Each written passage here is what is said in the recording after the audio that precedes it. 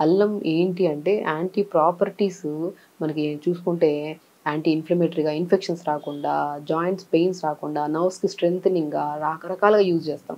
అల్లం ఎలా వాడాలి? అల్లం ఎక్కువగా వాడామనుకోండి హార్ట్ దగ్గర బర్నింగ్ అనిపించడము, పొట్టంతా మంటగా అనిపిస్తుంటది. అల్లంని ఎంత వాడాలి? చిన్న మోతాదులో. ఒక పర్సన్‌కి చిన్న ఇంచు ముక్క అల్లం తీసుకోవాలి. లైట్‌గా క్రష్ చేయాలి. ఒక 250 ఎంఎల్ వాటర్‌లో అల్లం ముక్క వేసుకోవాలి. దాంతో పాటు మెయిన్ ఇంకా 2, 3 ఇంగ్రీడియెంట్స్ ఉంటాయి. అవి కూడా యాడ్ చేసుకుంటే పిల్లలకి ఇన్ఫెక్షన్స్ రావు. థ్రోట్ పెయిన్స్ రావు. అండ్ మెయిన్ డ్రై కాఫ్ ఉంటది కదా! పిల్లలు ఈ మధ్య కాలంలో ఈ వర్షాకాలంలో బాగా గమనిస్తే ఎక్కువగా కఫం ఫార్మ్ అయిపోయి డ్రై కాఫ్ అంటే దగ్గుతుంటారు గానీ లోడ్‌దరే దగ్గుతూ ఉంటారు.